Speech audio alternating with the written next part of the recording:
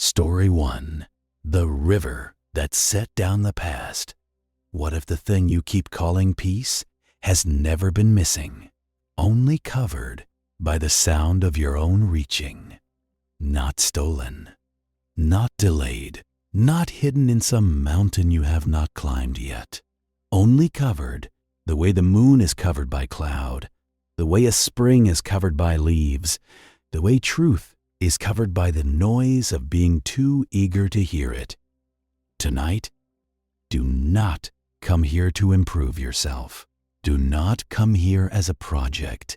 Do not come here as a mind that needs repairing before it deserves rest. Come here the way a tired traveler comes upon a lantern in fog. Not with certainty, not with proof, only with enough openness to stop walking for a little while and let the light reach you. There is a kind of wisdom that raises its voice and argues with the world, and there is another kind that waits. The first kind can win debates. The second kind can loosen grief.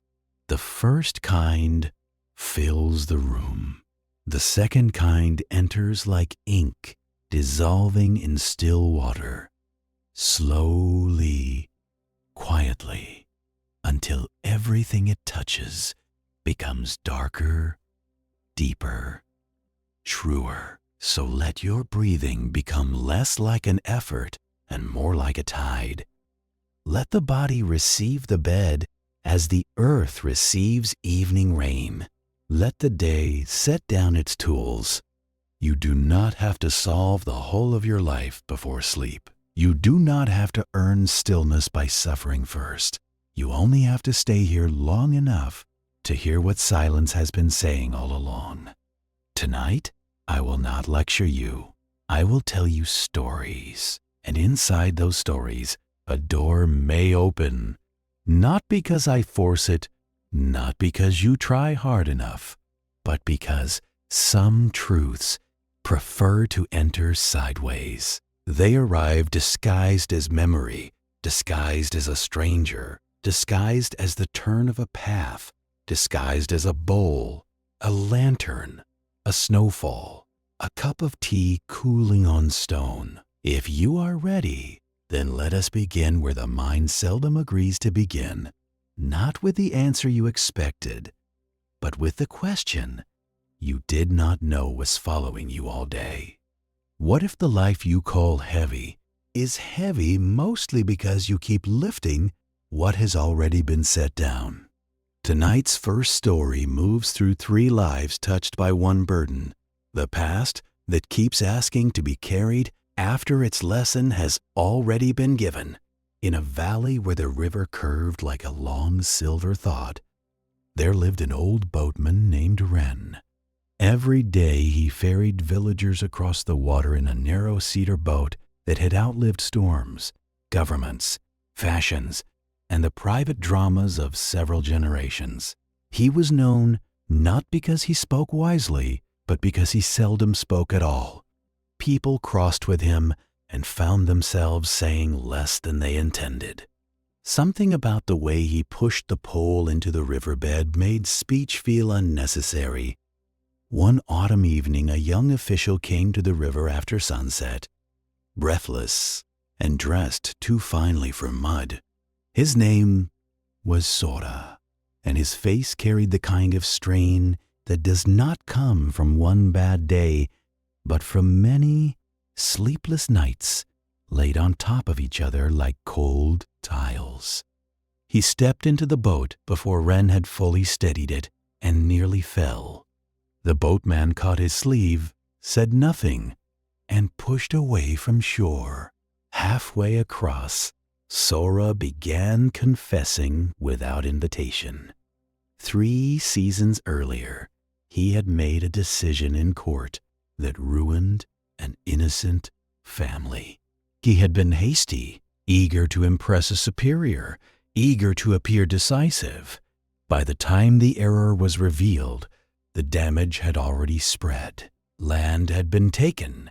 A father had died from the strain. Children had been scattered among relatives. The official had since tried to make amends in every practical way he could, yet every night, when darkness removed the distractions of rank and duty, he found himself standing again in that chamber, signing his name, hearing the scratch of the brush, feeling the exact moment his vanity became another household's winter. Ren listened. The river listened.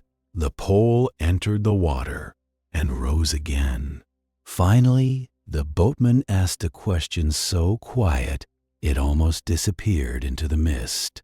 "Where is the brush now?" Sora frowned. "Gone."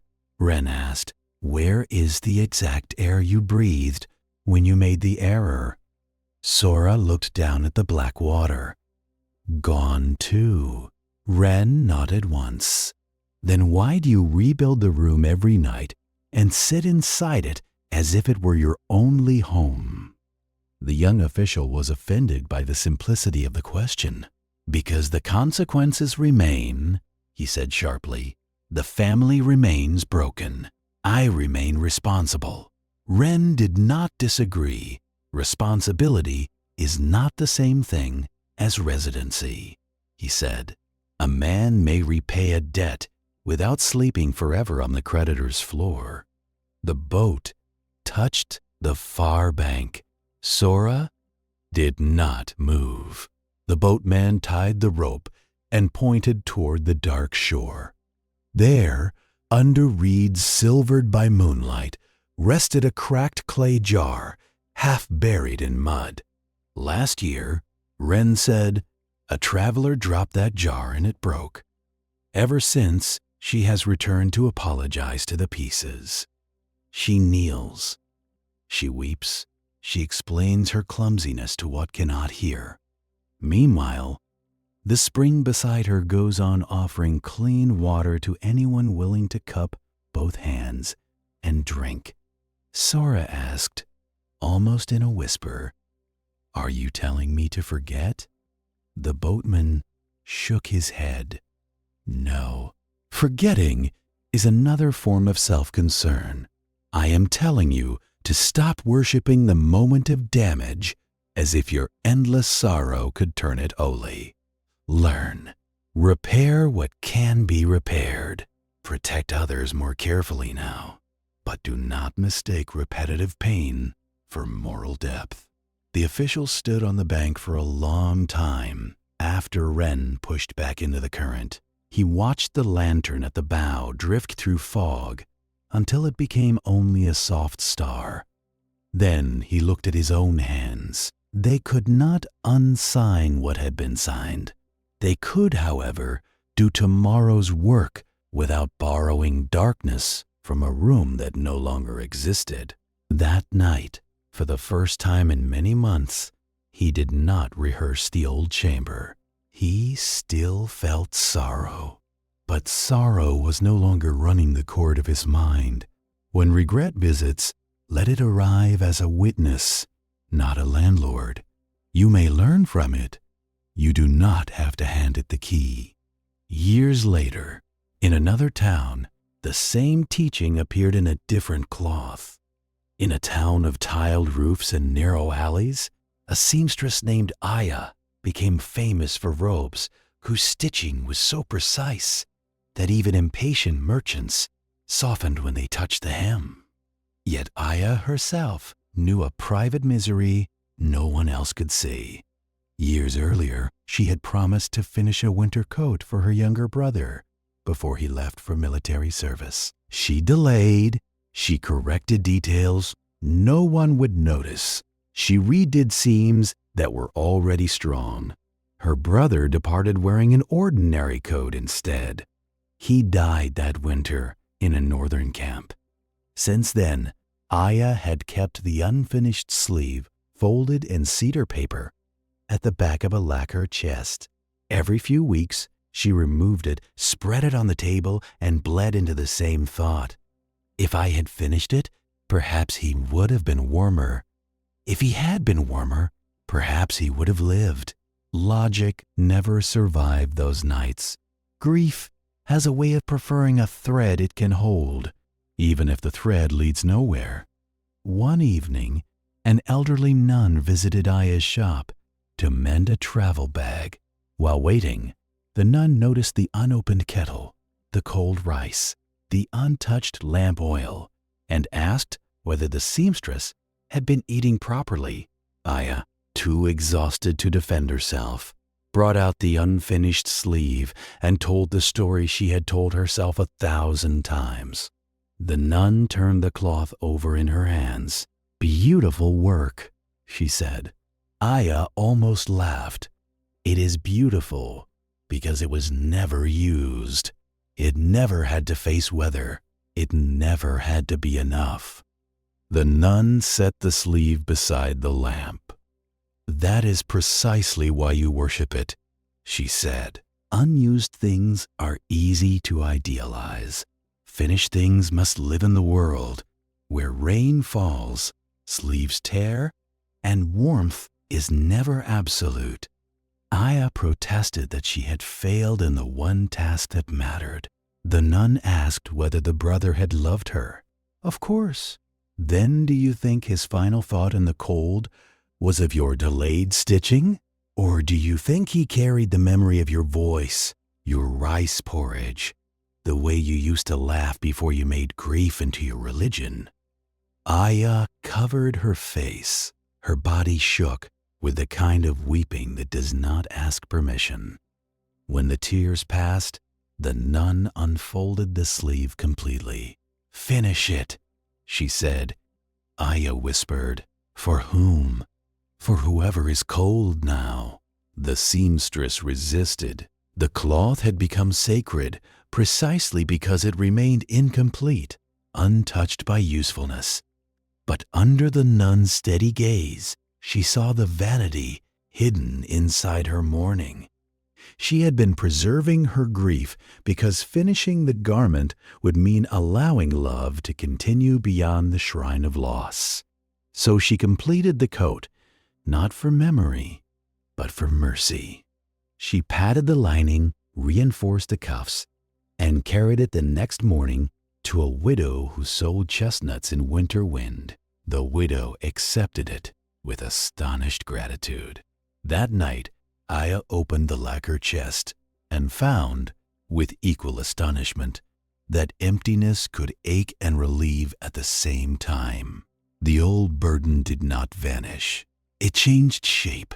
The sleeve had stopped being a monument and become a shelter. There are sorrows that keep us faithful to love, and sorrows that keep us faithful only to our image of ourselves as the one who still hurts. Learn the difference. One softens the world, the other freezes it.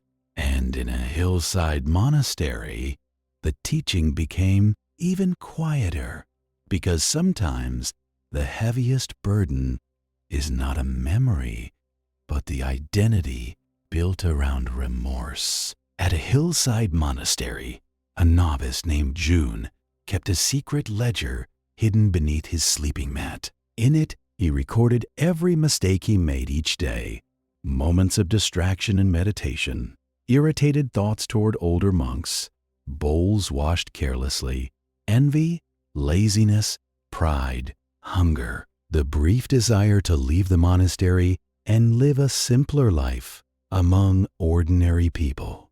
Beside each failing, he wrote an apology to the Buddha, to his teacher, to the community, to reality itself.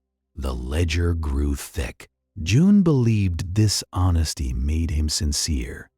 His teacher, Master Ekin, noticed that the novice bowed lower than others, yet smiled less. He noticed the extra scrubbing, the anxious precision, the way June apologized before anyone accused him. One rain-heavy night, Ekin entered the dormitory, lifted the mat, found the ledger, and read it by lantern light while the novice slept. At dawn, he summoned June to the garden. Without anger, he placed the swollen ledger on a flat stone and asked, "Whom do you think this book serves?" June answered immediately, "Truth." The master asked, Then why does it smell so strongly of self-occupation?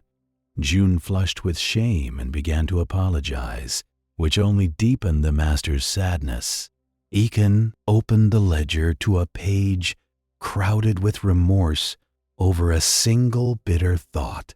"You think you are preserving humility," he said, "but you are actually preserving yourself. Yourself as the central offender, the central problem, the central project. Even your repentance refuses to leave the stage." The novice trembled. He had never imagined that self-hatred could still be a form of self-importance. Master Aken lifted the ledger and held it out over the monastery pond. "If I drop this, what disappears?" June looked horrified.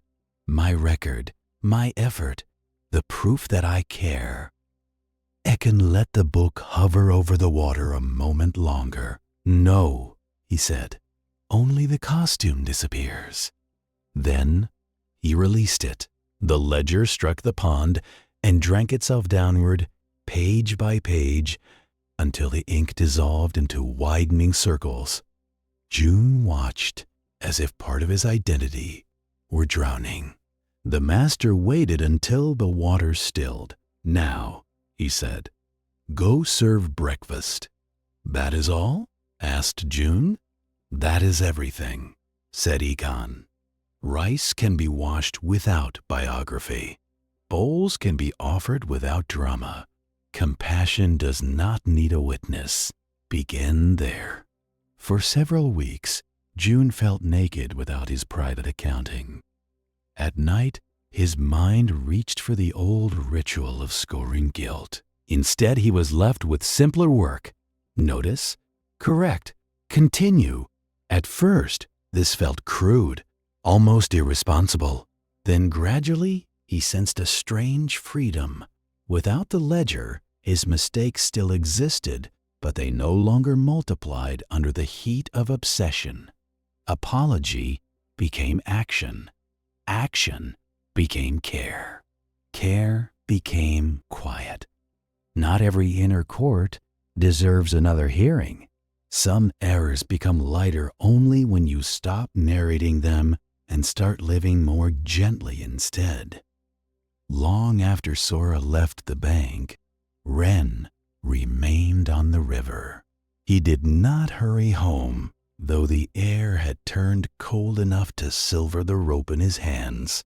He let the boat drift for a while between the two shores, neither arriving nor departing, and listened to the water press softly against cedar.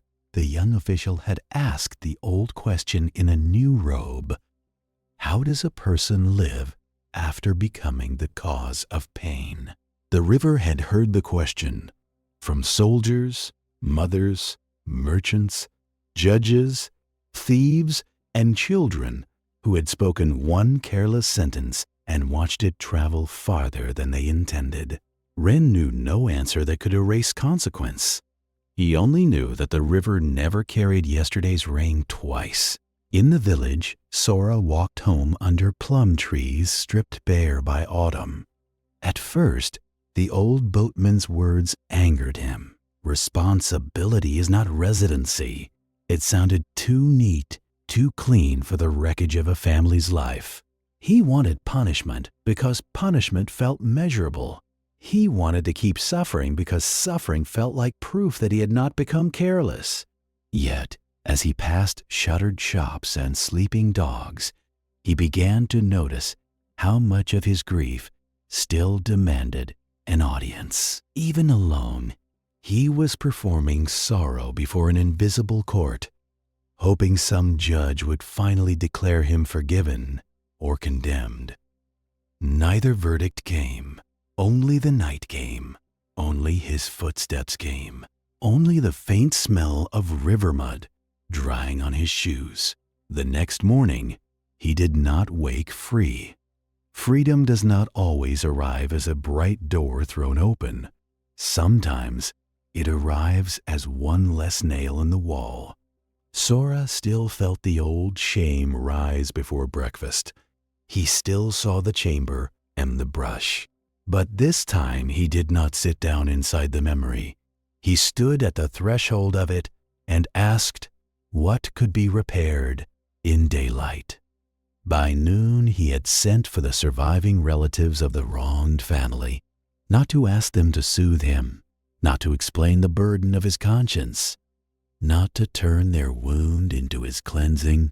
He asked what practical wrong remained undone. Land records, tax burdens, apprenticeships for the children, shelter for an aunt whose health had failed. The work was plain, bureaucratic, and unromantic.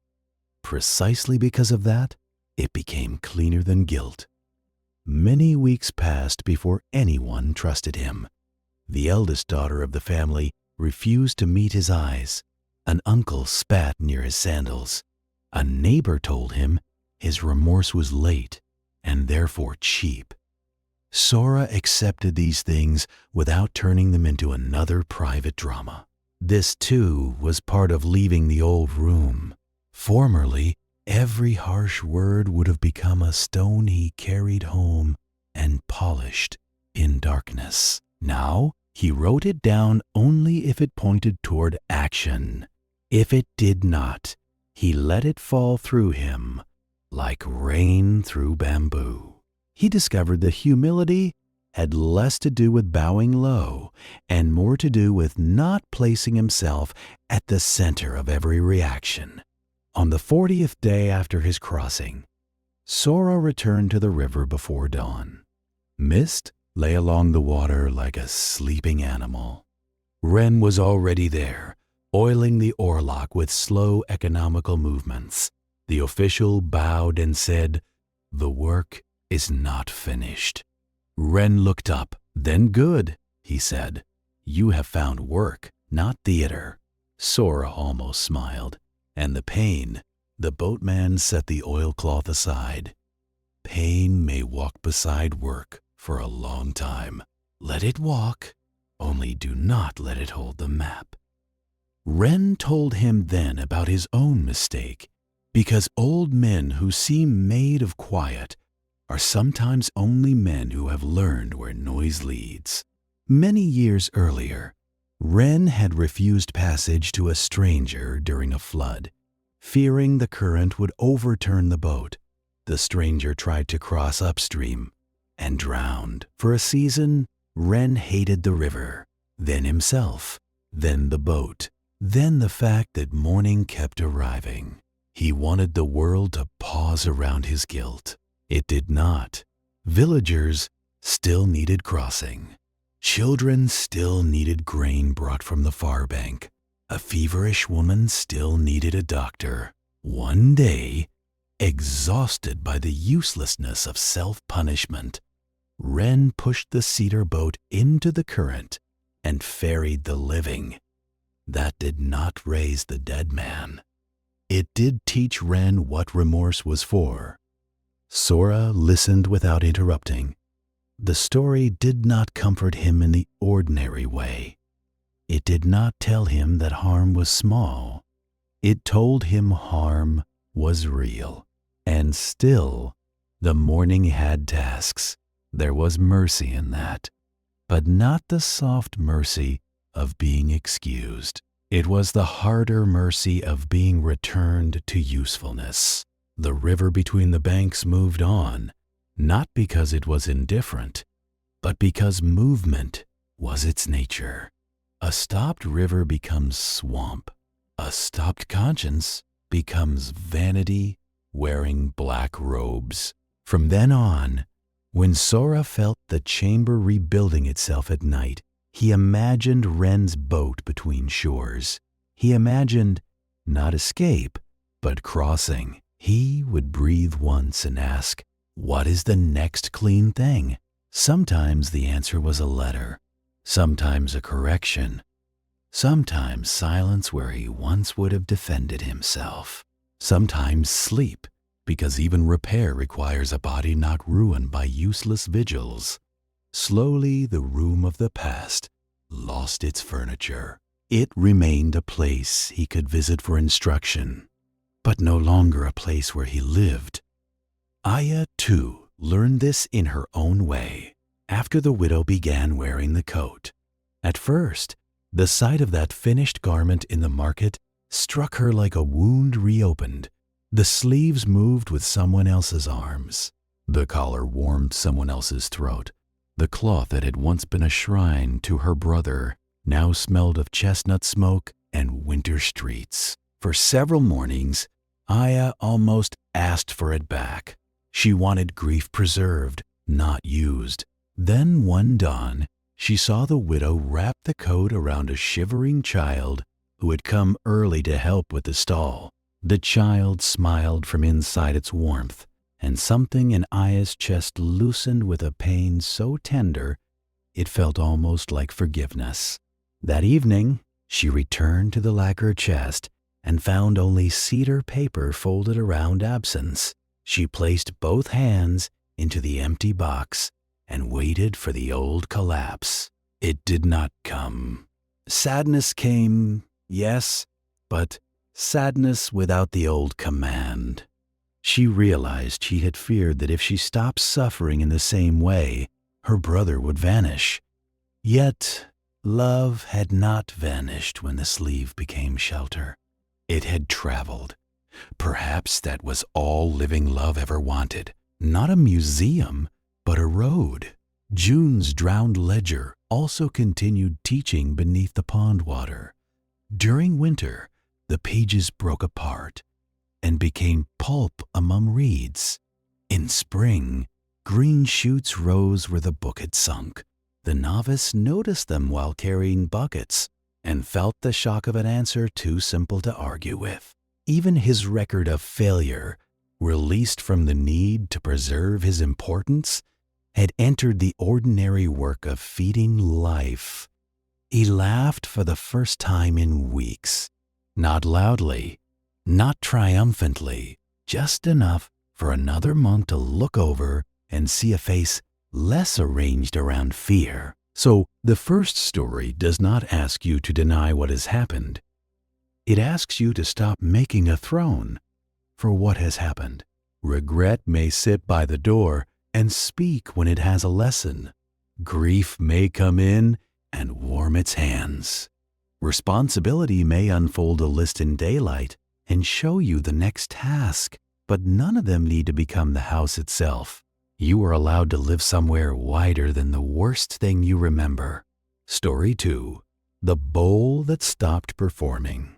The second story begins where performance becomes exhaustion, and where wisdom asks the self to remove its costume, gently, not violently. There was once a scholar named May who arrived at a mountain shrine carrying 2 trunks, one filled with books, the other with notebooks containing her own commentaries on those books.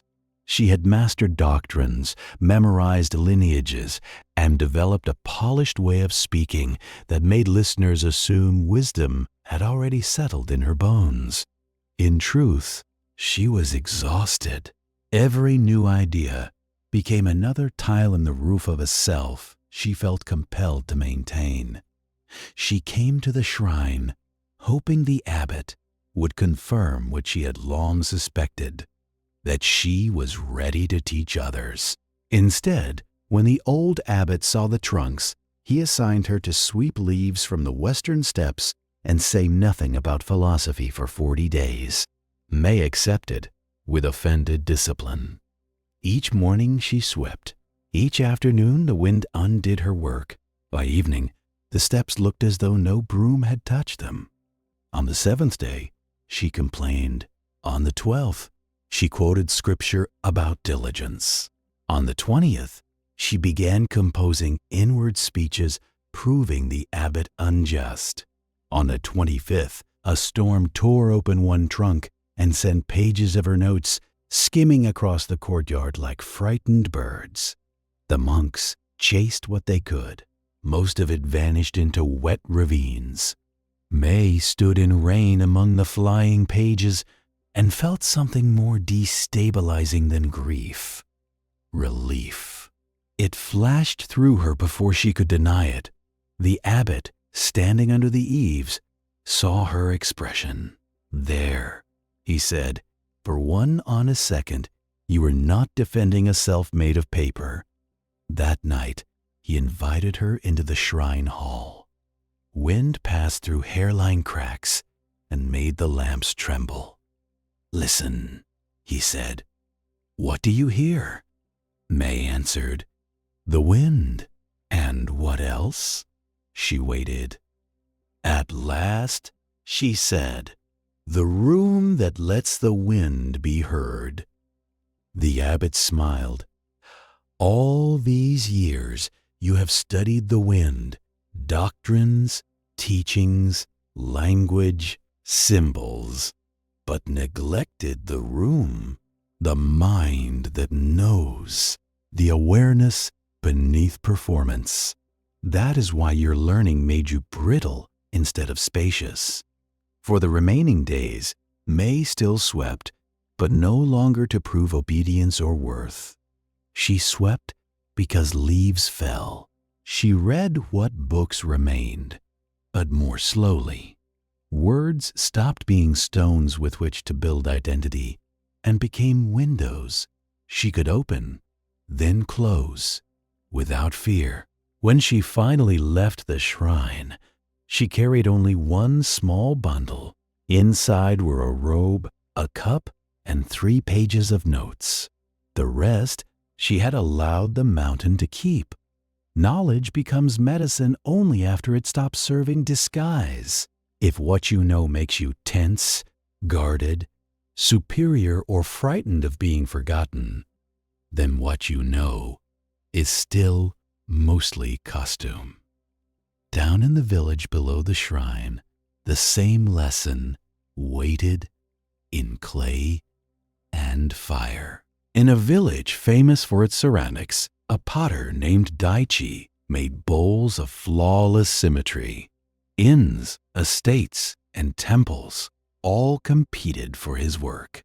Yet the older he grew, the less he trusted his own hands.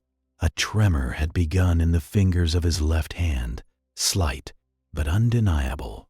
He started destroying bowls for imperfections no customer could see. Each discarded vessel confirmed his fear that the calm authority others admired in him was thinning.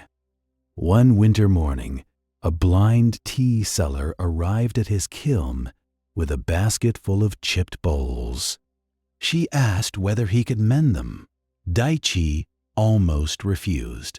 Mending broken pieces felt beneath a craftsman of his reputation, but something in her voice, not submissive, not impressed, made refusal sound childish. He repaired the first bowl carefully, sealing the fracture with lacquer and powdered brass. The tea seller ran her fingers along the line and smiled. "Good," she said. "Now it has somewhere to remember itself." Daichi stared. "Remember itself?" "Yes," she replied.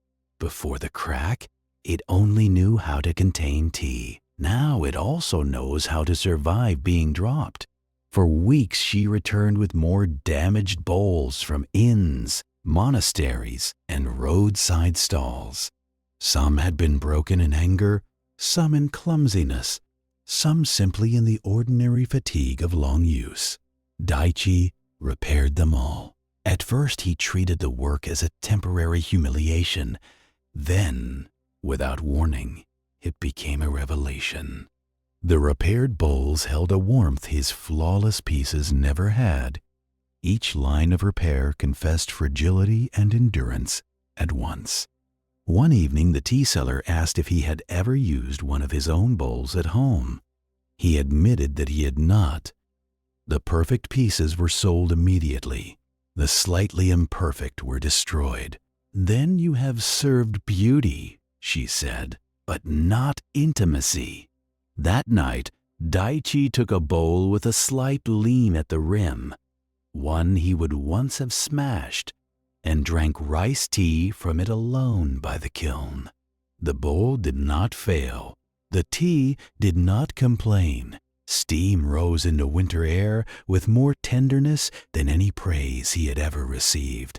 He realized how thoroughly he had confused flawlessness with worth. When the tremor later grew more visible, villagers expected his career to end. Instead, his work changed. He began making bowls whose surfaces welcomed irregularity, glazes that pooled like weather, rims that curved like speech interrupted by laughter, colors that deepened around small asymmetries. People traveled farther than before to buy them, not because they were exotic, but because they felt strangely human. There is a moment when the self grows tired of being polished. Blessed is the life that reaches that moment before death does. The crack is not always where beauty leaves. Sometimes it is where warmth becomes visible.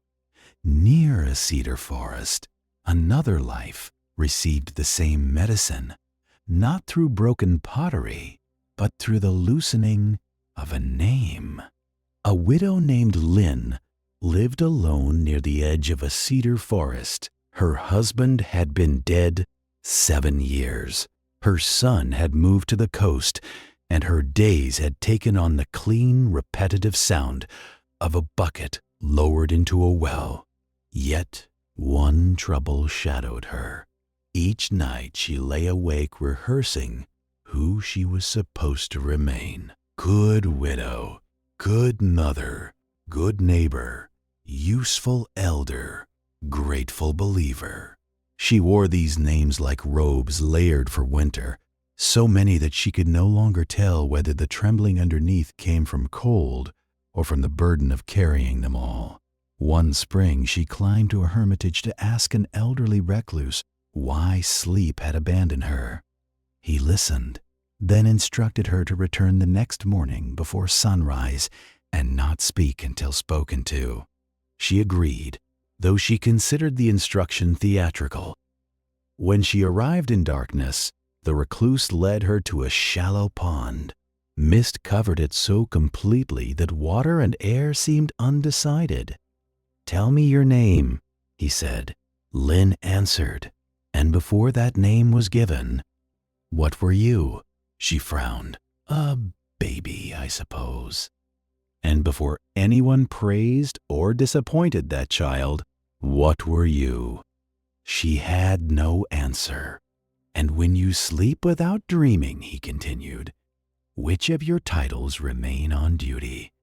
The question moved through her more deeply than argument could have. She stood by the pond while the sky paled. Birds began one by one, not as a chorus, but as separate permissions. In the misted water, she saw no clear face. For a strange, unspectacular moment, she felt herself without description, not erased, not diminished, simply prior. The absence of name was not emptiness. It was rest. The recluse handed her a small bowl and asked her to fill it from the pond. Her hands shook. The bowl overflowed. "Again," he said. This time she moved more slowly. Ripples widened and settled. "That is how identity works," he told her. "Useful in the village, less useful in the dark. If you carry every title into bed, you make the pillow a council chamber." Lynn laughed then, unexpectedly, and the laugh broke something open.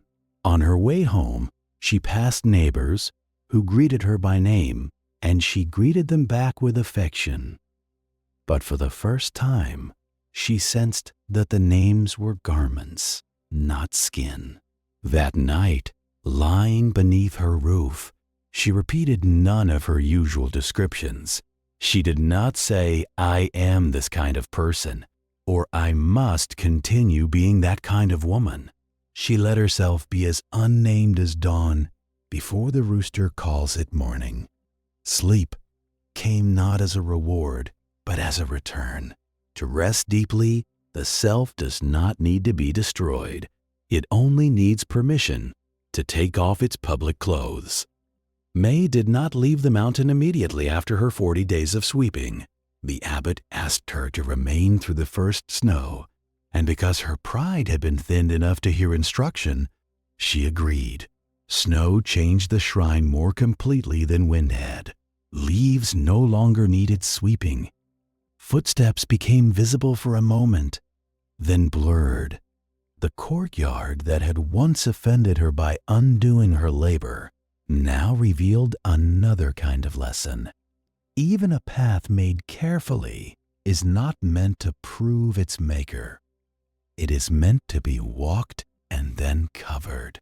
One morning, the abbot placed a single old sutra page before her, damaged by damp and eaten at the edge by insects. "Teach from this," he said. May examined the page. Half the lines were missing. "I cannot," she answered. "It is incomplete." The abbot poured tea. "Then teach from the missing half." She assumed he was testing her cleverness and began speaking about emptiness, impermanence, the humility of fragmentary knowledge. The abbot listened until her voice became polished again, then lifted one finger. "You have returned to wearing the robe of the one who knows. I asked you to teach from the missing half, not decorate it." Me sat in embarrassed silence. The torn page lay between them like a small, patient animal. At last she said, "I do not know what was there." The abbot smiled. "Good. Now the teaching has begun." He asked her to place the page in the shrine hall and sit before it each evening without completing it in her mind. This was more difficult than sweeping. The scholar in her rushed to restore, compare, infer, possess. But night after night, the damaged page refused to become whole for her convenience.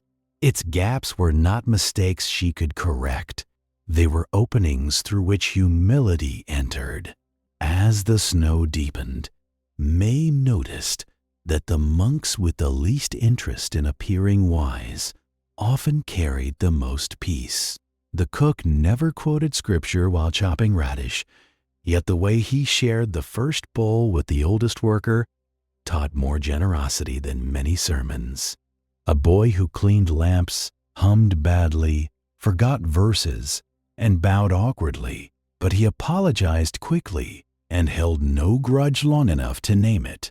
An old nun who visited every seventh day had forgotten the formal order of several chants, yet when she touched a fevered forehead, the whole room seemed to remember compassion. May had spent years collecting the language of awakening. These people were spending themselves in its direction. This did not make learning useless. The abbot never praised ignorance. He praised digestion. A teaching that remains only in the mouth becomes flavorless from being repeated. He told May as they watched snow slide from a cedar branch. A teaching that reaches the hands becomes bread, medicine, warm water, patience, repair. May wrote this down, then crossed it out, not because it was false, but because she sensed her old hunger to preserve every useful sentence as part of her private treasury. Some teachings must be lived before they are kept. When she finally descended from the mountain, she did so with a lighter bundle and a slower voice. In the town below, people still recognized her. Some asked whether she had received advanced instruction. Others invited her to speak at salons where scholars gathered to sharpen themselves against one another. She accepted one invitation and discovered how easily old costumes hang near the door. Compliments warmed her. Questions tempted her to display. For a moment, she felt the familiar pleasure of being admired for depth. Then, a draft moved through the room, stirring the edge of her notes, and she remembered the shrine hall, wind-cracked lamps, the room that allowed the wind to be heard. Instead of delivering the impressive lecture she had prepared, May told the gathering about sweeping leaves that returned, a trunk of commentaries scattered by rain, and a torn sutra page that refused to be completed. Some listeners were disappointed. Others leaned closer. One young student, whose own notebooks had become a fortress against insecurity, began crying without understanding why. May did not rescue him with explanation. She only let silence sit long enough for the room to become honest. This, she realized, was teaching without costume, not the display of having arrived, but the permission for others to stop pretending they had. Daichi, the potter, learned a companion lesson through clay. After the blind tea seller praised the repaired bowls, he began keeping a shelf of pieces once destined for destruction. At first, he called it the shelf of defects. Later, though, he never admitted this publicly, he began to call it the shelf of teachers. There was a cup whose handle leaned too far left, a rice bowl with a glaze that had crawled from the rim, a plate with a small stone caught in the clay, making one tiny mountain beneath the surface. Each object had survived his judgment only because fatigue had interrupted his perfectionism. Now, in the quiet after firing, he would hold them and feel the strange dignity of things that did not ask to be ideal. One afternoon, a wealthy patron visited and requested 12 flawless bowls for a banquet. Daichi's hands, already uncertain from tremor, tightened with old fear. He tried to produce the order and ruined 3 bowls before noon, not because his skill had vanished, but because fear had entered the fingers before the clay could. The blind tea seller arrived as he was about to crush the 4th. She heard the wet collapse and said, "You are asking the clay to save your name." He turned sharply. "I am asking it to become a bowl." "No," she said. "Today you are asking it to prove you are still the man people praised." The words stung because they were exact. Daichi washed his hands and sat beside the cooling kiln. The tea seller poured him tea in a repaired cup. The brass seam warm against his palm. "A name is useful in the market," she said. "But if you bring it to the wheel, it becomes a second pair of hands, and clumsy ones." He laughed despite himself. When he returned to the clay, he did not throw the perfect banquet bowls. He made 6 honest bowls first, not for sale, not for reputation, only to remember contact. The patron's order came later, somewhat less flawless than expected, yet somehow more alive. Lin, the widow who forgot her name at dawn, began practicing namelessness in ordinary places. At the well, when neighbors praised her discipline, she felt the old robe of good widow settle over her shoulders. She smiled, drew water, and inwardly loosened it. At the market, when someone pitied her solitude, another robe appeared, heavier and damp. The lonely woman, the abandoned mother, the one life had narrowed. She loosened that, too. This did not make her indifferent. It made her available. Without defending a fixed picture of herself, she could answer more simply, laugh more easily, and go home without carrying every gaze into bed. There came a day when her son returned from the coast with a tired face and a wife she barely knew. Old identity rushed forward at once. Mother, judge, wounded one, generous elder, keeper of family memory. Lin felt the pillow becoming a council chamber before night had even fallen. Then she remembered the pond before sunrise, the mist that held no face. The bowl filled slowly. She listened to her son speak of debts, mistakes, and shame. She did not rush to become the role that would make her feel righteous. She only remained present enough to hear the human being beneath the title of son. Because of that, the conversation opened instead of closing. The second story, then, is not an instruction to have no self. A self is useful, like a cup, a robe, a name on a door, a profession in the village, a face by which those who love you can find you. But trouble begins when the cup believes it must never chip, when the robe believes it is skin, when the name believes it is the whole sky. Let identity serve, then let it rest. Let knowledge guide, then let it fall silent. Let skill create, then let the crack teach warmth. You do not need to disappear in order to be free. You need only stop performing your existence to an audience that is not there. Story 3.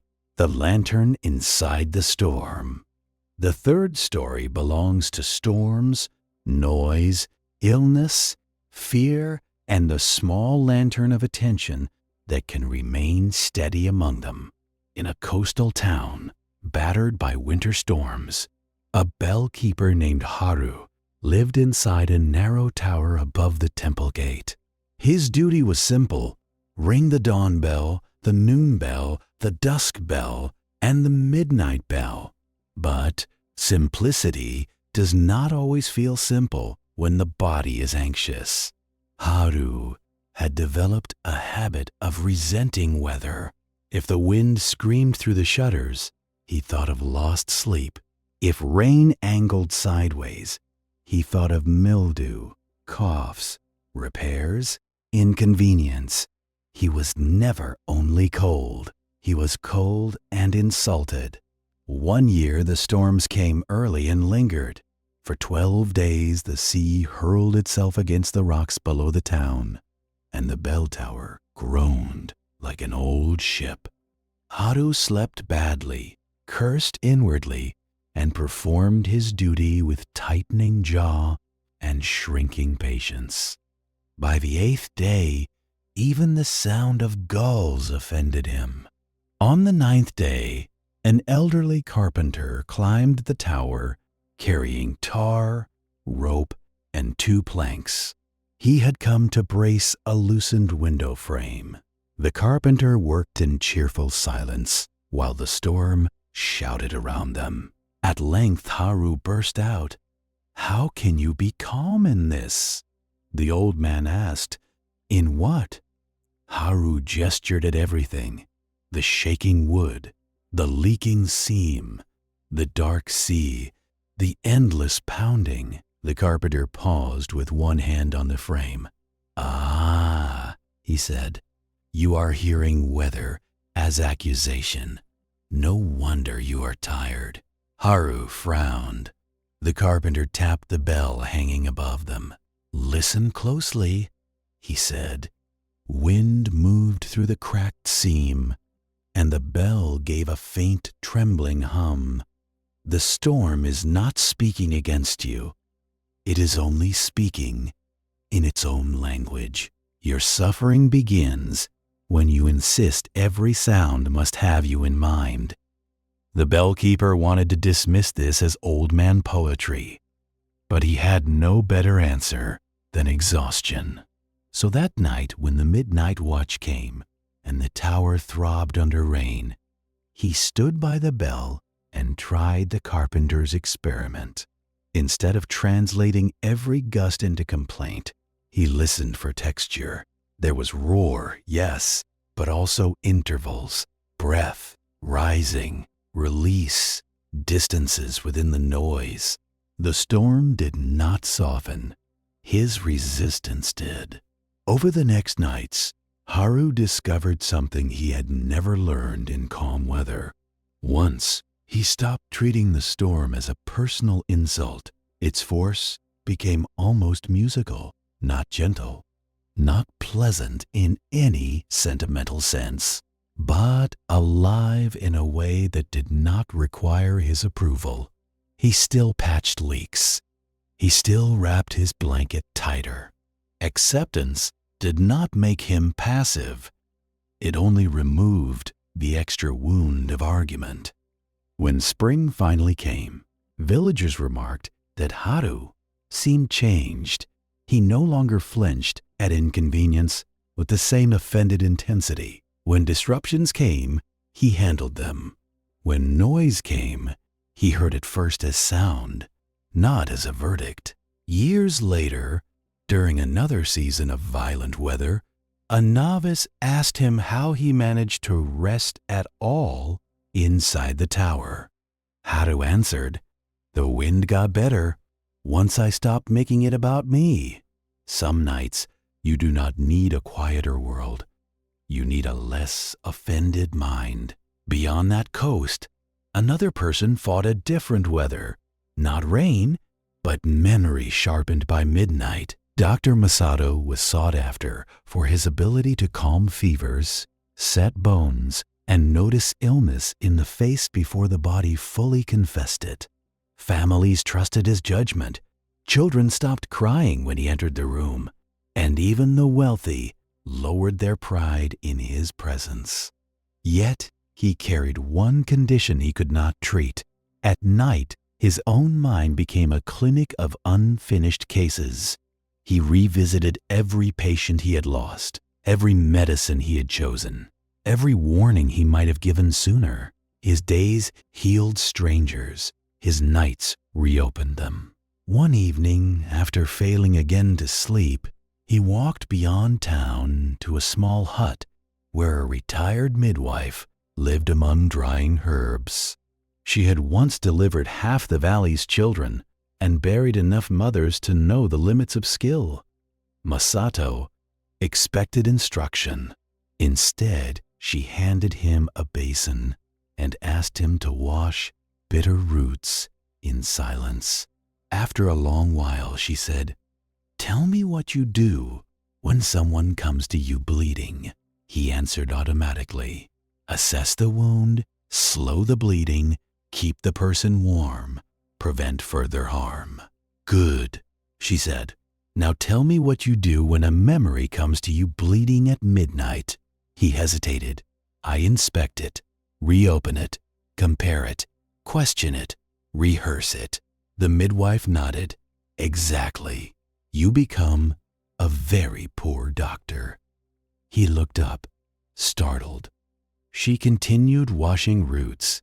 A fresh wound requires pressure and care. An old wound that has closed requires a different wisdom. If you pick at it every night to prove you have not forgotten, you are not honoring the dead. You are training pain to stay fluent. Masato argued that a conscientious physician must keep learning from mistakes. "Yes," she said, "in daylight, with ink, with colleagues, with honest review, not alone in darkness, where sorrow disguises itself as analysis." Then she lifted one of the roots from the basin. These herbs work only when dried, ground, and given in measure. Too much medicine becomes poison. Reflection is the same. The words struck him with humiliating accuracy. He had been calling his nightly self-torment professional conscience when much of it was grief-refusing form. The midwife gave him a simple practice. Before bed, write one lesson from the day on a slip of paper. Fold it. Place it in a wooden box.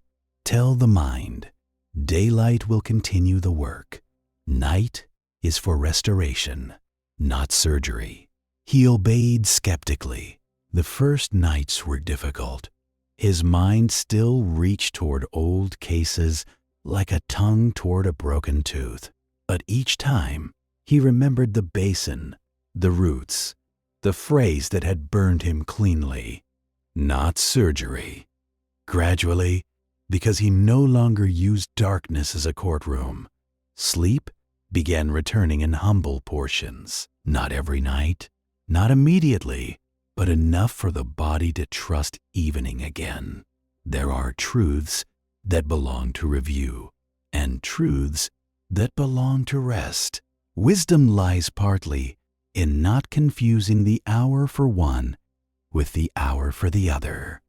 And somewhere in a dark alley, a child learned what adults often forget. Fear does not always need to disappear before we can keep walking. A school teacher named Nami lived with her young daughter in a district where stray dogs often gathered after dark. The child, Kay, feared the alley that led home from evening visits to her aunt. She feared the barking, the shadows, the sudden movement of eyes at ground level. So each time they returned at night, Kay clutched her mother's sleeve until her nails hurt. Nami tried reason. The dogs are tied, the alley is short, we are safe enough. But fear, as every mother learns, is not an official who obeys argument. One night, the aunt sent them home later than usual. Wind had extinguished most street lamps. Kay began crying before they even reached the mouth of the alley. Nami, too tired to wrestle with fear on its own terms, did something strange. She lit a paper lantern and crouched to her daughter's height. "Tonight," she said, "we are not walking through the alley. We are carrying this small moon through a field of barking." Kay sniffed. The image made no sense, which helped. Children often accept the door that logic refuses.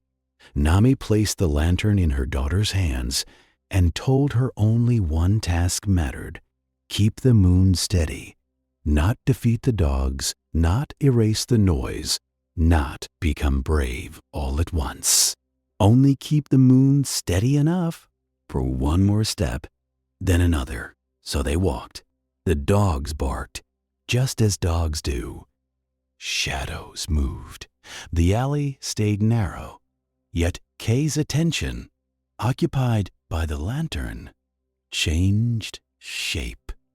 Her body still felt fear, but fear was no longer the entire scene. There was also the warm circle of paper light, the little trembling flame, the careful work of carrying brightness without crushing it. At the far end of the alley, she looked up, surprised to find the world had not become safe. And yet, she had crossed. Years later, when Kay was grown and grieving the end of a marriage, she returned to tell her mother she could not sleep because worry barked in every direction. Nami listened, smiled sadly, and brought out an old paper lantern from a shelf. It was patched in 2 places and smelled faintly of cedar dust. "You still think the task is to silence the dogs," she said. "Sometimes the task is only to carry the moon." That night, Kay sat beside her bed with a candle in a bowl, not because she believed flame was magic, but because memory can teach the nervous system what language cannot. She did not conquer uncertainty. She did not solve the future. She only kept one small light in view, while thoughts barked at the edges. Eventually, the mind, finding no chase, lay down beside itself. Peace does not always arrive by removing what frightens you. Sometimes it arrives by giving your attention something gentler and more faithful to carry. Even the ordinary noise of a roadside inn carried the same invitation. At a roadside inn where merchants, pilgrims, gamblers, widows, and drunk poets all crossed paths, the owner, Toma, slept in a narrow room behind the kitchen. His nights were interrupted by late arrivals, arguments muffled through wood, hooves on stone, laughter at foolish hours, and once, memorably, a goat that escaped a cart and wandered into the corridor wearing a prayer flag around its neck. Toma used to think peace existed elsewhere, in mountains, in monasteries, in houses with no guests and no unpaid debts. But leaving was impossible. The inn had belonged to his parents and then to him, just as noise had belonged to the inn from the first nail. For years he lived with chronic irritation, which is a sophisticated way of saying he felt persecuted by what had always been true. A traveling monk recovered from fever there one winter and watched Toma move through his duties with capable misery. On the final morning, the monk asked, "Why do you serve a life you despise?" Toma answered, "I do not despise the life, only the noise that keeps me from peace." "Then you despise the life in its native language." He suggested an experiment. For 7 nights, instead of dividing sounds into welcome and unwelcome, hear the inn as if it were an orchestra warming up before a performance.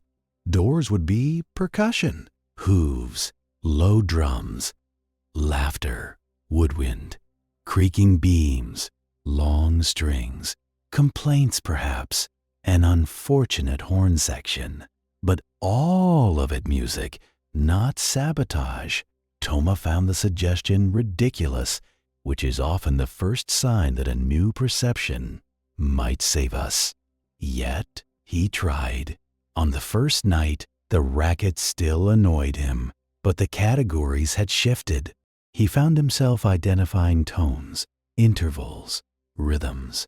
On the third night, he noticed that even silence between sounds had become part of the composition, not the only acceptable state. On the 5th, he woke from a brief sleep, heard a drunk singing badly in the courtyard, and instead of cursing, laughed into his blanket. This did not turn him into a sentimental fool. He still broke up fights. He still charged for broken bowls. He still asked one gambler never to return. But the inner war ended. His peace no longer depended on the inn pretending not to be an inn.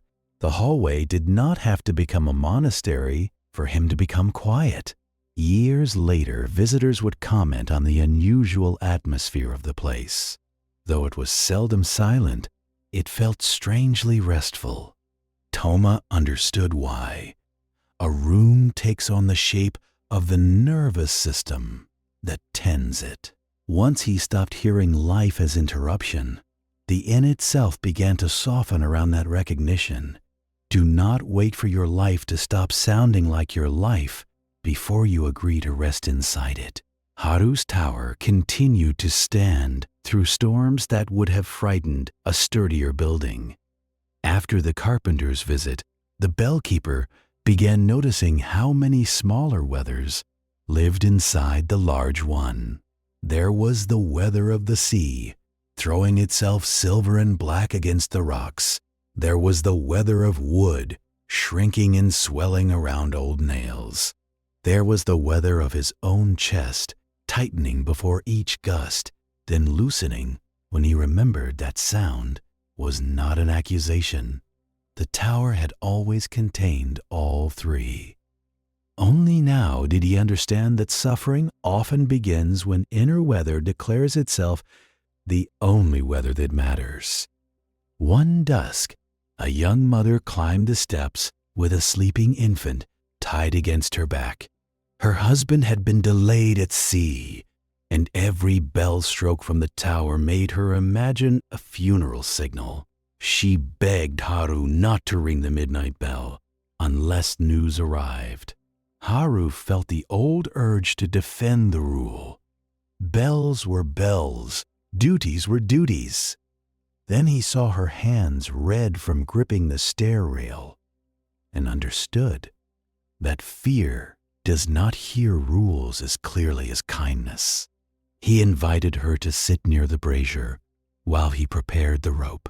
"The bell will ring," he said gently, "but tonight we will let it mean that the town is still here." At midnight, He did not strike harder or softer. He struck truly. The sound moved through rain, over tiled roofs, along the harbor, into houses where sleepers turned beneath blankets. The woman flinched at the first note, then listened to the second, the third, the fourth. By the final stroke, her breathing had changed. Nothing had been guaranteed. No ship had appeared.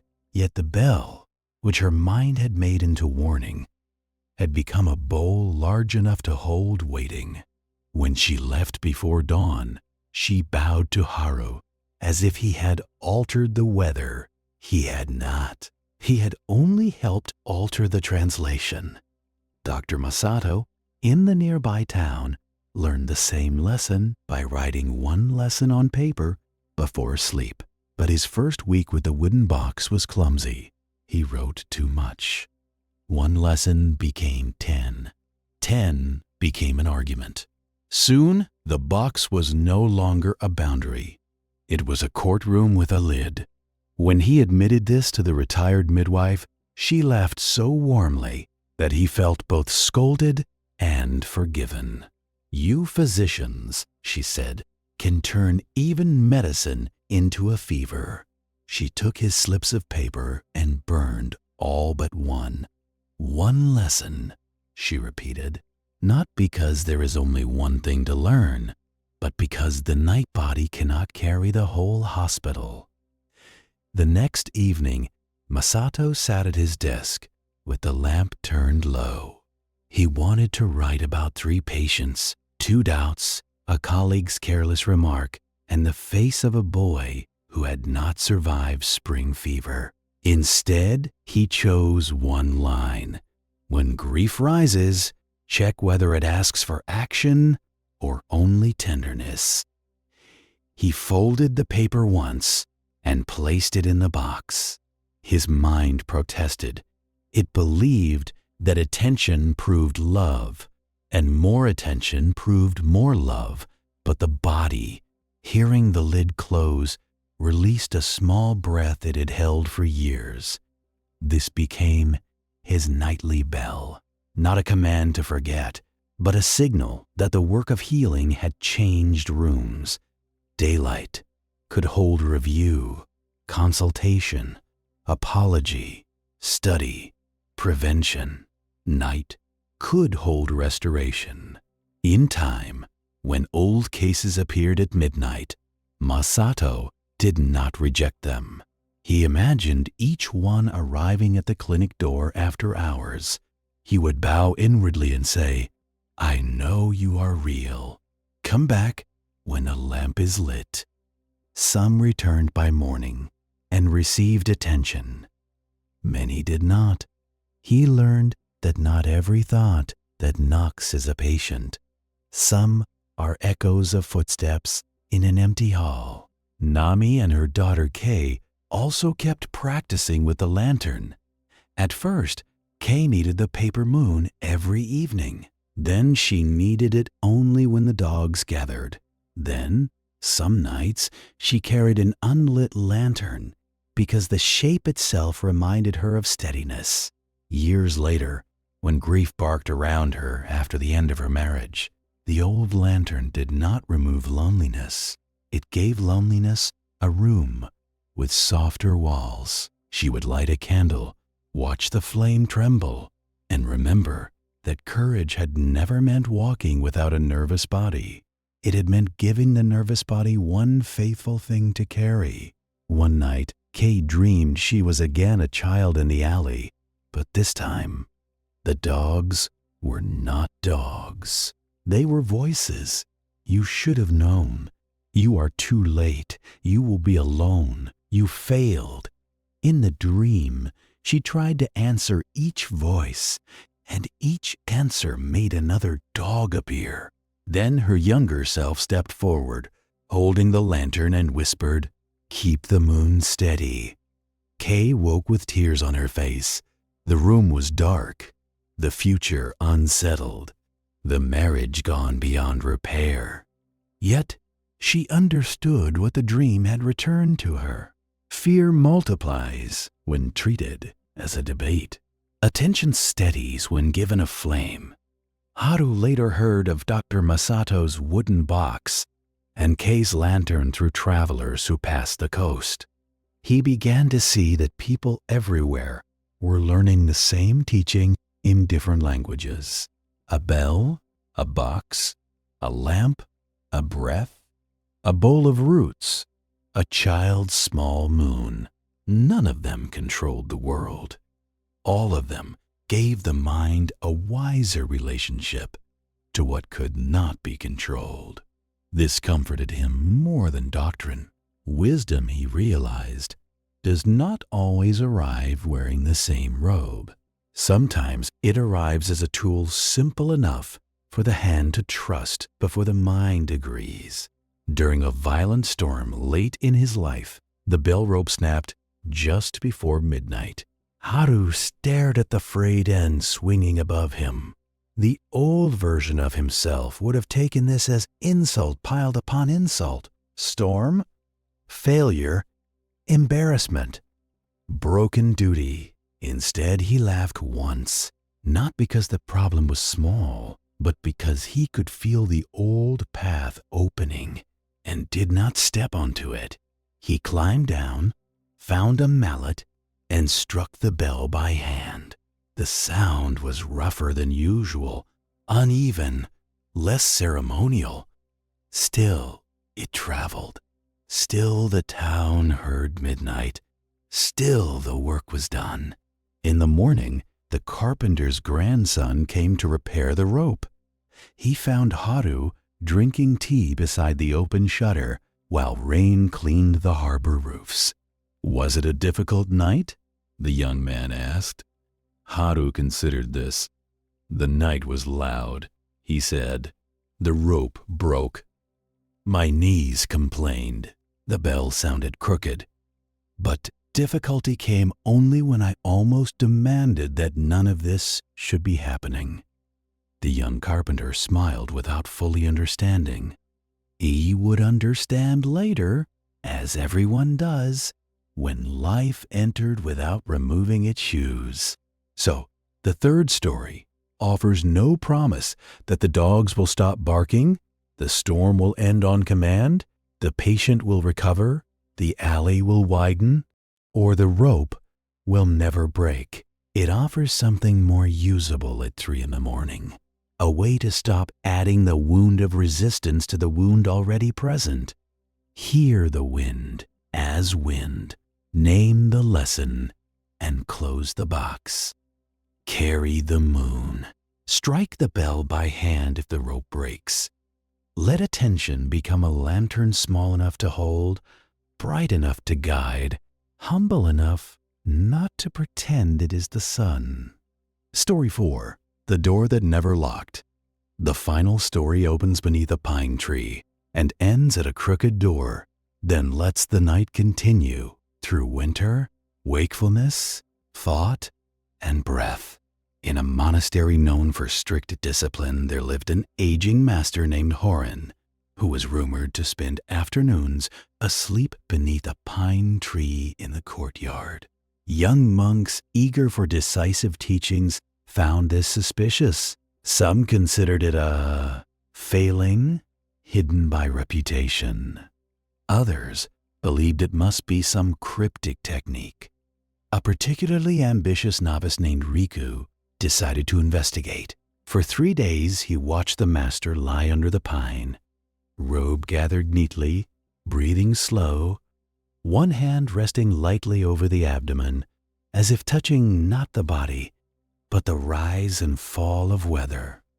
The courtyard around him carried ordinary sounds: sandals, broom straw, distant chopping, crows.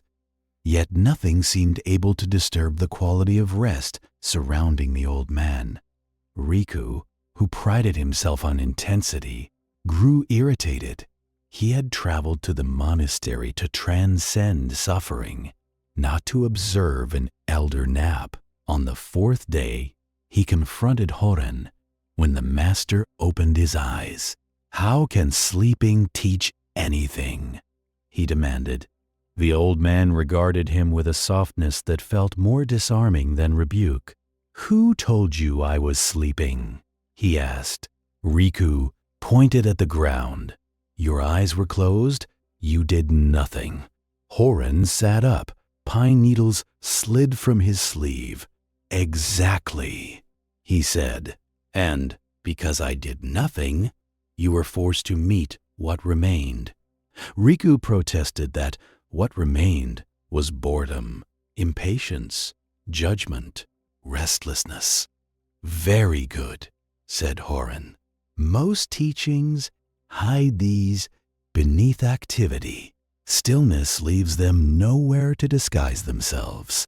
Then he asked the novice what he had felt in rare moments when he forgot to judge the scene and simply watched the body under the pine breathing. Riku hesitated. There had been flashes, small, embarrassing flashes, of something like relief. Not because anything happened, because nothing was being demanded. The master nodded. "People think rest means the suspension of value. They fear if they stop striving, they will disappear into laziness and lose whatever noble path they imagined for themselves. But true rest is not collapse. It is contact.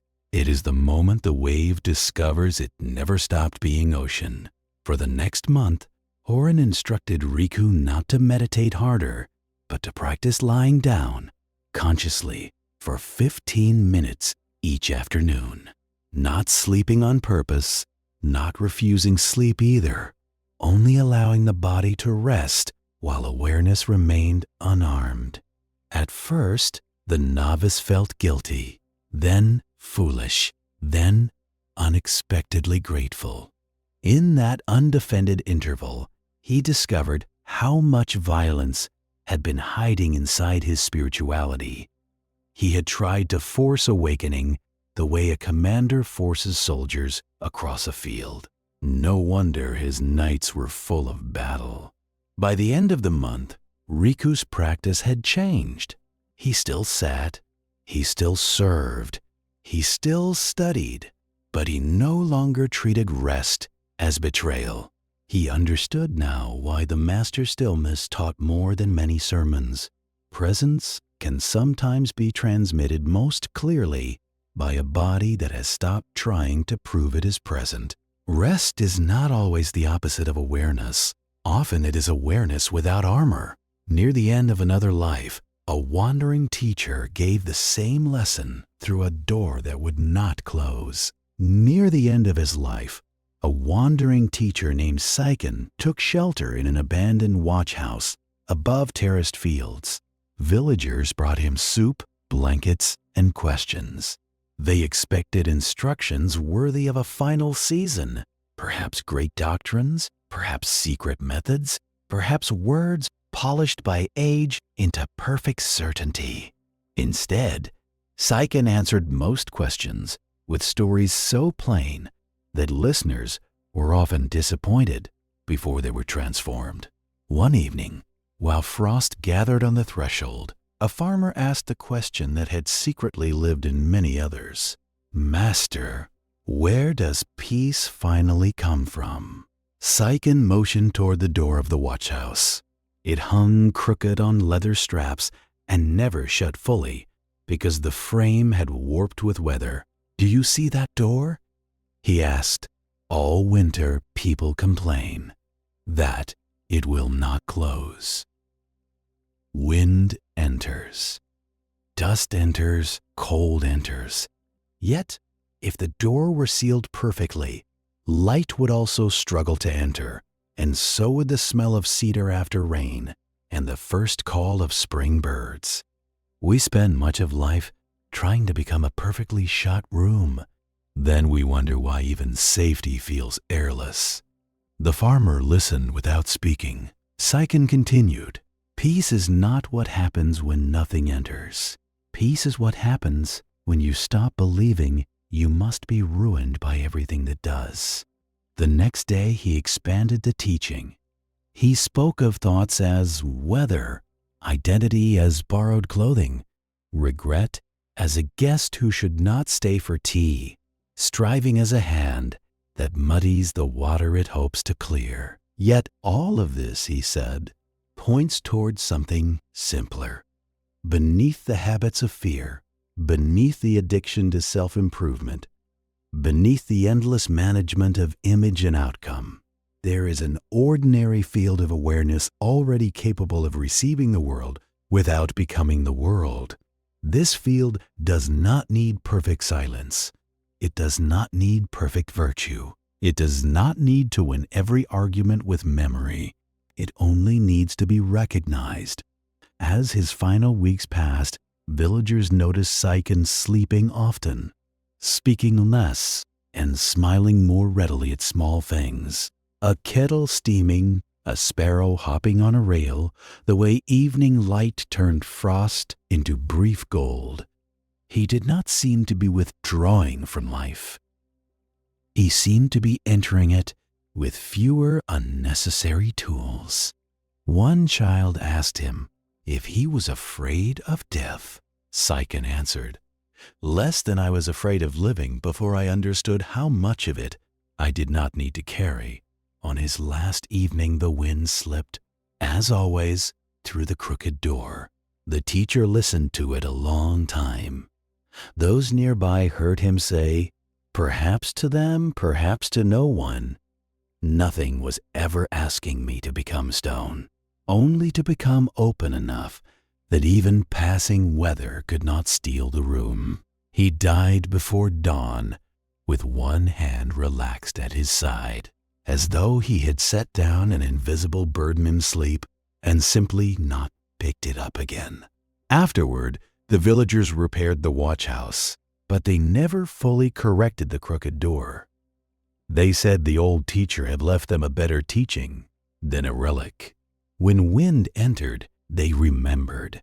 When light entered, they remembered again. And on nights when worries crowded the mind and sleep felt far away, many of them found comfort in the same thought.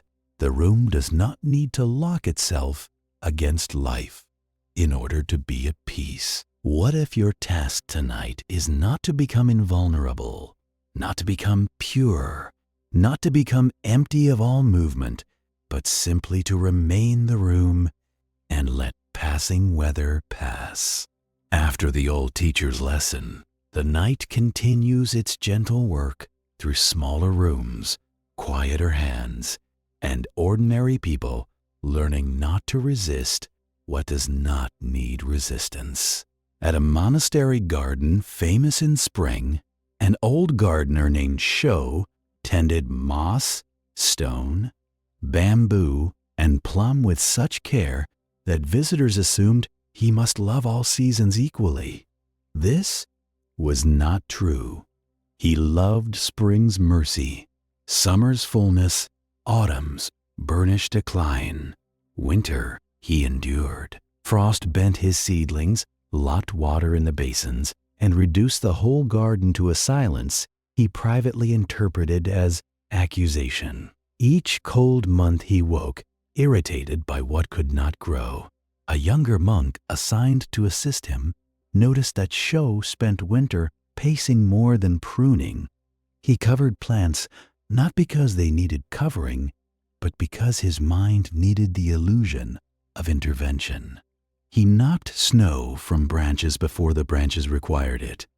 He scraped paths before anyone walked them. One dawn, finding the old man chipping ice angrily from a stone basin, the monk asked, "Master of the garden, whom are you rescuing?" Shu replied, "The garden from winter." The monk, who was too young to sound wise and therefore sounded honest, said, "But winter is one of the gardeners too." The words irritated Shu all morning. He dismissed them as cleverness. Yet by evening, standing at the edge of the frozen pond, he could not stop seeing what he had refused to see for years. Winter was not merely the absence of life as he preferred it. It was part of the discipline by which the garden deepened. Frost taught roots to hold. Bare branches revealed structure. Quiet gave the eye back to stone. Even decay was being sorted, cleaned, and returned. The next day he changed nothing dramatic. He still swept paths, he still tied supports where needed, but he stopped arguing with the season while doing so. He let ice remain where it did no harm. He let the pond hold its white lid. He let the shrubs stand spare and honest against the gray sky. Without constant inward complaint, the garden looked different. Not softer exactly, but more complete. A month later, a traveler arrived and admired the place, despite the cold. "How beautiful," she said. Shu almost corrected her. Then he noticed the silver line of frost on stone, the long shadow of bamboo across snow, the way the sleeping bed seemed not empty, but waiting without tension. Winter had not ruined the garden. It had removed the easy colors so the more enduring forms could be seen. That night, wrapped in blankets, Sho understood something about his own mind. He had been treating difficult seasons of the heart the way he had treated winter, as temporary insults to be corrected as quickly as possible. No wonder he was tired. He had made resistance into a second climate. When he finally let cold be cold, a quieter kind of warmth became possible. Not the warmth of denial, but the warmth of participation. He was no longer standing outside the season demanding it justify itself. He was inside it, tending what could be tended, leaving the rest to time. When younger monks later asked how he found such calm in the bare months, he would brush snow from his sleeve and say, "I stopped asking winter to behave like spring." Strangely, after that, winter became easier to love. Some nights are winter nights. Do not demand blossoms from them. Tend what can be tended. Let bareness teach what bloom cannot. In a quarter of the city where cloth merchants lived above their shops, a weaver named Mari woke almost every night between 2 and 3 in the morning. The waking came with precision, as if some invisible hand touched her shoulder at the same dark hour. At first, she cursed it. Then, she feared it. Soon, she built theories around it. Hidden illness, punishment, weakness, age, spiritual failure. The more meaning she attached to the waking, the harder it became to return to sleep. During the day, she worked at her loom and could still produce fabric of astonishing delicacy. But night had become a trap. She would wake, hear the house settle, and immediately tense against the fact of being awake. Her pulse would quicken. Thoughts would crowd in. Why again? What is wrong now? How will tomorrow function if this continues? Thus the waking, which might have been a brief interval, turned into a chamber where fear rewove itself hour after hour. One evening, an old dyer came to collect cloth and heard her complain. He listened, then said, "You speak as if waking were a thief. What if it is a loom?" Mari stared. "A loom for what?" The dyer smiled. "For unfinished threads, not problems to solve. Threads to notice, threads to loosen. Threads the day is too loud to reveal." The idea annoyed her because it sounded mystical, and insomnia has little patience for poetry. Yet the next time she woke, she remembered the image. Instead of asking how quickly she could force herself back into sleep, she asked, very quietly, "What thread is here?" At first the answer was simple: tension in the chest. Beneath that, a fear of disappointing customers. Beneath that, loneliness she had outrun by staying useful. None of these discoveries solved the waking, but they changed its texture. The hour became less like an enemy, and more like a room where knots could be seen in gentler light. She developed a ritual too small to feel ceremonial. When she woke, she placed one hand over her ribs and imagined the loom waiting without urgency. If a thought appeared, she did not chase its conclusion. She named only the thread: grief, fear, pressure, unfinished tenderness. And then let the naming be enough. Some nights she slept again quickly. Some nights she remained awake longer. But without the old panic, the waking lost its claws. Months later, Mary realized that the deepest shift was not in sleep quantity, but in relationship. She no longer believed that every unplanned waking meant failure. The mind, like cloth, had hours of tightening and hours of release. She had mistaken continuity for health. In truth, even night has seams. When a younger neighbor later confessed the same dark hour waking with shame, Mari led her to the loom room and ran her fingers over a half-finished bolt of fabric. "Do you see this?" she asked. "The beauty depends on crossing back and forth, tension and yielding. Night is not broken because consciousness crosses itself there. Sometimes the pattern is being made where you cannot yet read it. When wakefulness visits in the middle of night, you do not always need to defeat it. Sometimes you need only stop turning it into proof that something has gone wrong." On the eastern coast, there lived a fisherman named Ko, who prided himself on never wasting motion. His knots were exact, his hooks sharpened before dawn, his oars repaired before weakness became failure. Yet once the boats were drawn up and the village darkened, his mind betrayed him by becoming extravagantly inefficient. He replayed conversations, imagined accidents not yet happened, forecast lean seasons, rehearsed the drowning of his sons in weather that did not yet exist. He cast the mind again and again into black water and hauled up only weeds.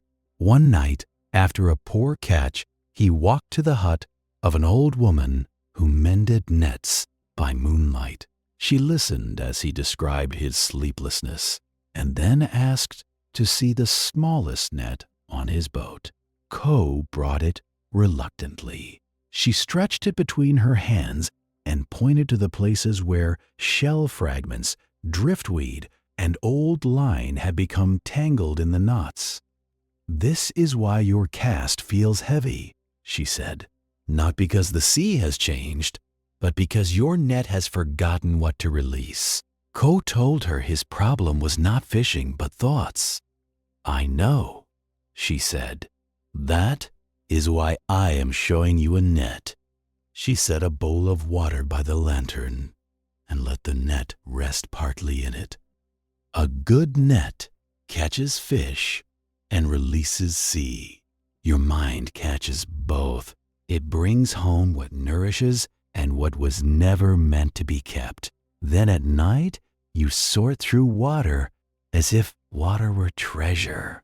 He saw at once how much of his nightly suffering came not from real duties, but from holding mental seawater as if it required storage. The old woman taught him a practice used by her grandfather. Before sleep, name 3 things that are fish, things requiring action, remembrance, or prayer. Then name the rest as sea and let them run through. Not deny them, not forbid them. Only refuse to mistake fluidity for responsibility. Ko tried it that same night. Fish, mend the west sail. Speak gently to his younger son. Bring broth to a neighbor with fever. Sea, the imagined storm 10 days away. The old insult from the market. The fear that age had already made him less useful than younger men. The fantasy of losing everything. Once named, the sea did not vanish. but it ceased demanding the same shelf space as the fish. Over time, he slept more easily, and his work at dawn improved because his strength was not spent hauling unnecessary water through the dark. He still worried sometimes. Fishermen are not made serene by one lesson, but he had learned to ask, whenever thought thickened around him, "Is this fish or only sea?" The question saved him hours of invisible labor. When eventually his eldest son inherited the boat, Ko passed on many practical teachings about tide, rope, and weather. Yet the instruction his son repeated most often to others was the simplest. "My father taught me that the mind suffers when it forgets the difference between what must be brought home and what should be allowed to pass through the net. Not every thought deserves storage. Some belong to action. Many belong only to movement." In her later years, a former court singer named Hana entered a small convent after losing nearly everyone who had once applauded her. She expected spiritual life to replace old forms of performance with more respectable ones. Instead, she found, to her embarrassment, that she was still performing constantly. Now as a disciplined novice, a composed elder, a serene believer. Even in prayer she monitored herself, listening for the echo of how holy she might sound if someone were standing just outside the door. One winter evening, her teacher, Sister Jian, invited her into a side shrine lit by a single candle. The room held no statue, no scroll, no incense, only a straw mat, a bowl of water, and the flame. Hannah waited for instruction. None came. At last she asked what practice they were doing. Jian said, "Watching what does not strain to shine." They sat a long time. The candle did what candles do. It leaned when drafts entered. It steadied when drafts passed. It never once tried to improve its flame. Hannah found herself crying quietly, not from sadness exactly, but from recognition. She had lived so long by managing impression that she no longer knew how to exist without internal audience. Even alone, she was still on stage. Jian asked what she saw. Hannah answered, "The flame keeps giving light without checking whether it is doing it beautifully." The teacher nodded. "That is why it can rest while burning. You exhaust yourself because you keep interrupting your own life to inspect it." For the next month, Hannah was given an unusual discipline. Several times a day, she was to stop for 3 breaths and do nothing with them, not improve them, not lengthen them, not make them spiritual, only feel air enter and leave a body that had been alive before applause, before failure, before vows, before self-description. At first, the practice felt offensively small. Then it began undoing her. 3 ordinary breaths could reveal how much she had mistaken self-monitoring for consciousness. Breath came without audience. Breath came without review. Breath came in grief and in peace, in confidence and in uncertainty, and in each case did not require commentary to be complete. Slowly, because she stopped inspecting every inner movement, her nervous system learned a forgotten courtesy toward itself. Years later, novices loved sitting near Hannah because her presence carried no demand. She did not seem absent. She seemed unperformed. One young nun asked the secret of her calm.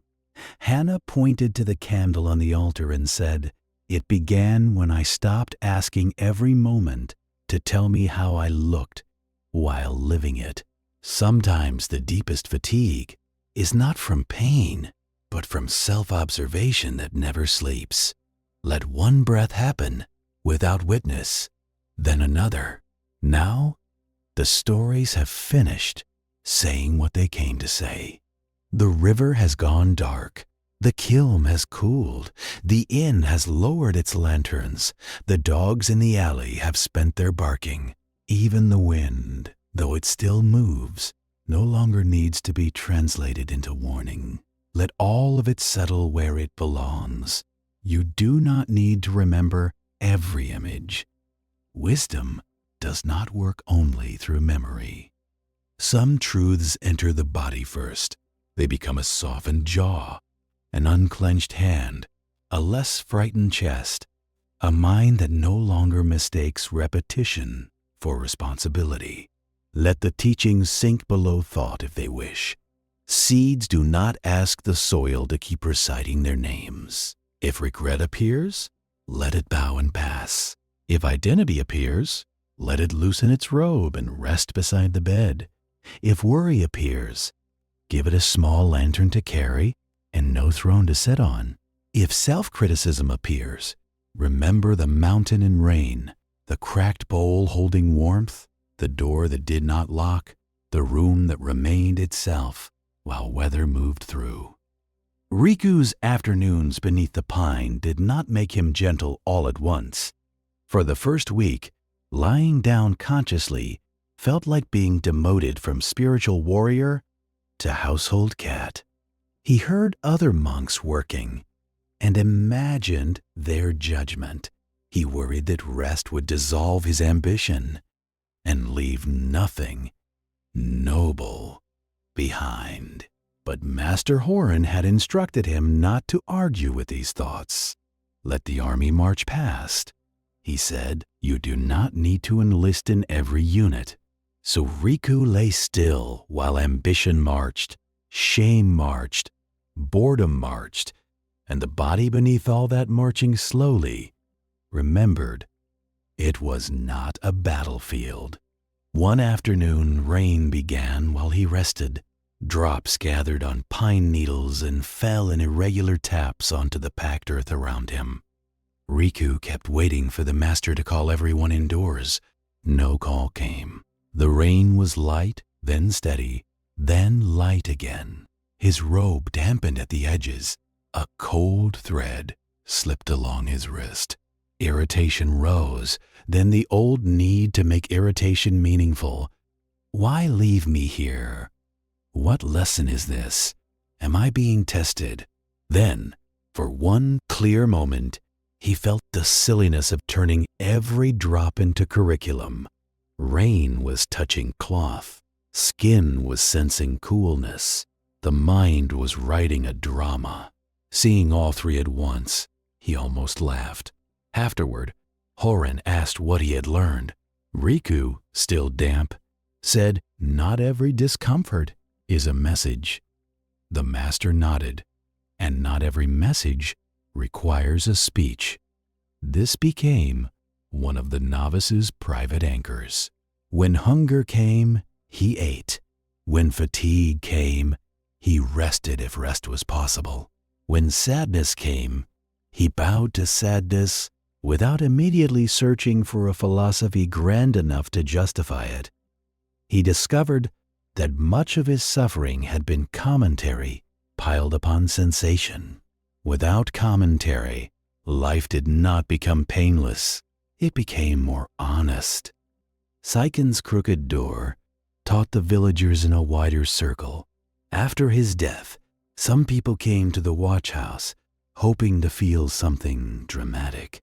They found a repaired roof, rough blankets, a kettle blackened by use, and the door left slightly uneven on purpose. At first, they were disappointed. They wanted relics that could carry reverence for them.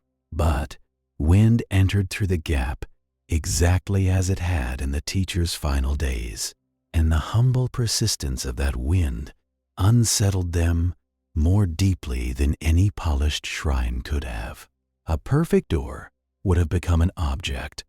The crooked door remained a question. A farmer named Ito, who had asked Seiken where peace came from, returned often during the first year. He was not a naturally peaceful man. He argued with tools, cursed stones, and believed weather had personal opinions about his harvest. Yet after hearing Saiken speak of becoming a room that need not lock itself against life, Ito began testing the teaching in the fields. When crows descended, he chased them away without turning their hunger into betrayal. When rain flattened young barley, he repaired what could be repaired and did not spend the night prosecuting clouds. When his own daughter chose a husband he disliked, he remembered that love sealed too tightly becomes a room without air. This last lesson cost him most.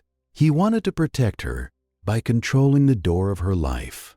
The young man she chose was poor, uncertain, and given to songs at inappropriate hours. Ito saw a future of hardship and embarrassment. His daughter saw kindness he had not bothered to measure. For weeks, the house filled with argument.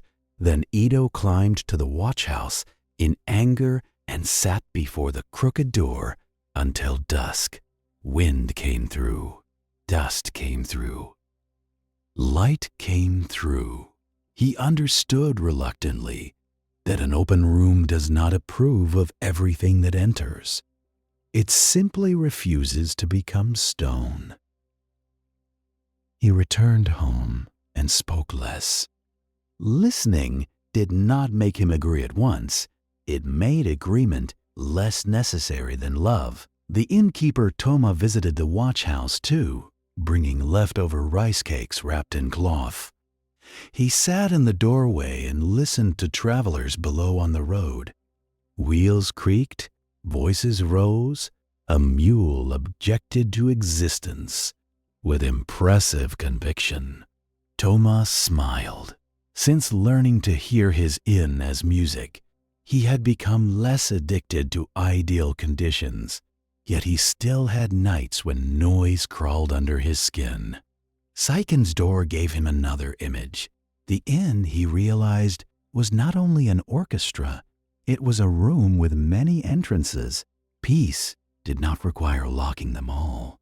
It required remembering what was room and what was passing through. The gardener's show came in winter. Snow lay along the watch house threshold, and the crooked door admitted a blade of cold air. He sat, wrapped in two coats, and felt the old irritation toward bare seasons return. Even after learning to stop asking winter to behave like spring, he sometimes resented the body for aging, the hands for stiffening, the eyes for watering in wind. Then he looked at the door. Wood had warped not because it failed, but because it had lived with weather. His own body, too, was not a betrayal of youth. It was wood that had known seasons. He placed one aching hand on the frame and felt less divided from himself. If you are still awake now, let these images grow dim without trying to hold them. A river loses nothing by flowing beyond sight. A bell loses nothing when its sound fades. A candle is not defeated by darkness around it. A door does not need to announce each opening. Let the stories become less like words and more like warmth left in a bowl after tea is gone. Let the body take what it needs and leave the rest by the threshold. May the part of you that has carried old rooms for too long, set them down in the grass. May the part of you that performs even pain discover the relief of being unwatched. May the part of you that argues with storms hear at last the storm as sound. May the part of you that fears openness learn the difference between being open and being unprotected. There is a quiet intelligence in you, older than your strategies. It has been breathing all evening. It will continue after words end. Your breathing can be simpler now. In, out, not as a performance, not as a technique to master, just the ancient tide doing what tides have always done. The body knows more about surrender than the thinking mind admits. Trust a little of that knowledge. Trust the softness already beginning beneath the words. You are not being asked to disappear. You are being invited to stop gripping so tightly at the edges of being someone. For these hours, there is nothing to defend, no self to improve before dawn, no court to convene, no verdict to write, no perfect state to manufacture, only this bed, this breath, this dark, this awareness, steady enough to receive all of it, and still remain itself. And if sleep comes slowly, let slowness be part of the mercy. A door does not fail because it opens gradually. A lake does not fail because ripples take time to smooth. A night does not fail because consciousness lingers at the shoreline before drifting into deeper water. Rest can begin before sleep arrives. Peace can begin before the mind fully agrees. So go gently now. Loosen your hold on the day. Loosen your hold on the one who had to get through the day. Let the old names go dim. Let the old rooms close. Let the body sink, as though the earth itself were remembering you.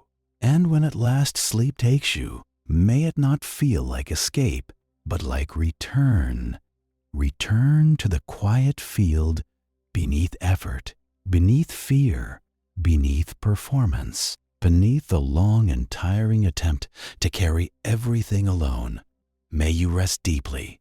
May you wake lighter. May what is true in you continue its patient work, without strain, without noise, without hurry. And until morning, may silence keep the kind of company that words can only point toward. And now, if you are still awake, let that be gentle too. You have not failed the night by hearing it. You have only remained long enough to notice how much of peace has nothing to do with perfect conditions and everything to do with a softer way of meeting what is here. May the body release itself from the long habit of guarding every doorway. May the mind stop patrolling old ruins. May memory become a teacher that visits briefly and leaves before dawn. May identity loosen its belt, set down its titles, and sleep without rank. May unfinished things continue maturing in the dark without your supervision. The door need not lock. The weather need not ask permission. The room can remain the room. Rest now in that simple fact. Rest as riverbed rests beneath water. Rest as root rests beneath frost. Rest as the unpolished bowl rests warm between two hands. Rest as the innkeeper rests while life passes through the hallway, speaking its many native tongues. Whatever healing belongs to this night, let it happen quietly. Whatever understanding belongs to this darkness, let it arrive without force. Whatever grief still needs tenderness, let it receive tenderness without turning itself into law. And whatever in you has been trying too hard for too long, let it finally believe that being held is not the same thing as giving up.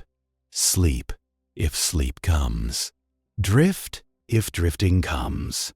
Simply lie here if only lying here is possible for now. Already something has softened. Already the field beneath effort remembers you. Already silence is doing the patient work words can only bow toward.